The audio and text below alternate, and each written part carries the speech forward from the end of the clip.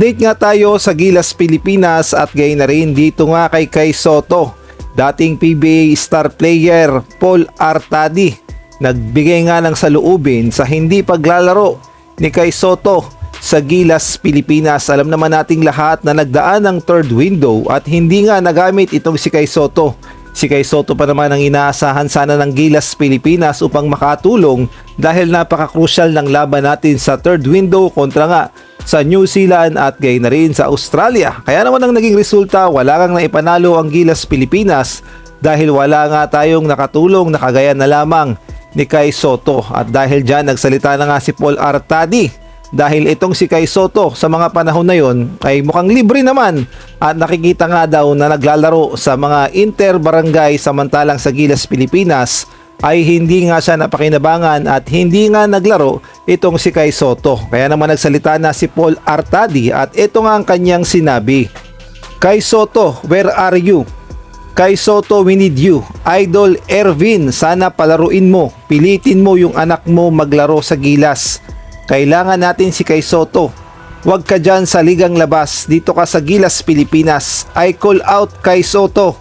Please tumulong ka sa Gilas Pilipinas. Ayan nga ang sinabi ni Paul Artadi patungkol nga dito kay Kai Sotto. At kahit yung ama ni Kai Sotto ay sinasabihan na rin na udyo ng kanyang anak na maglaro para sa bayan, para sa Gilas Pilipinas.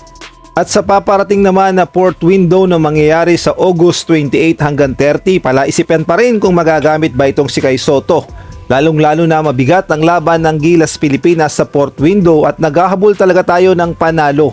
Hindi nga tayo pwedeng matalo dito sa Iran at gayon na rin sa Jordan dahil kung matatalo tayo sa dalawang kupunan na yan, mawawasak na ang pangarap ng Gilas Pilipinas na makwalify tayo sa FIBA World Cup 2027 na gaganapin sa Qatar.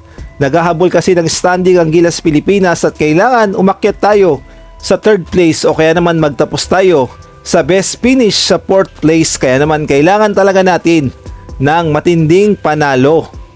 At ito nga si Coach Tim Cone, bukod nga sa tinatarget ang FIBA World Cup 2027, may isa pa siyang pinaka target talaga o ito talaga yung main goal ng Gilas Pilipinas. At ayan nga ang makapasok ang Gilas Pilipinas sa LA Olympics na gaganapin sa 2028. Bago nga mangyari yan, syempre kailangan mo nang makwalify tayo sa FIBA World Cup. At pagdating naman sa FIBA World Cup, kailangan maganda ang ating record upang makwalify naman tayo sa LA Olympics. Kaya naman mabigat talaga na hamon yan kay Coach Tim Cone at kung paano niya magagawa ng paraan ng Gilas Pilipinas na makwalify sa World Cup at sa Olympics.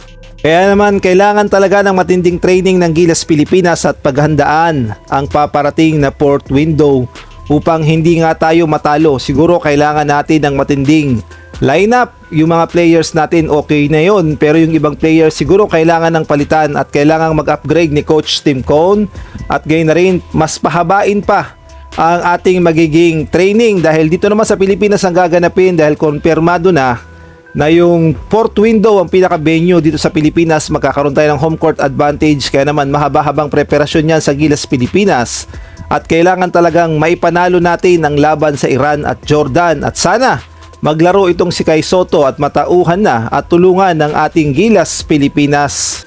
At kung nagustuhan mo ang video na to, favor naman, paki-like, paki-subscribe, paki-pindot ang notification bell para updated ka sa susunod kong i-upload.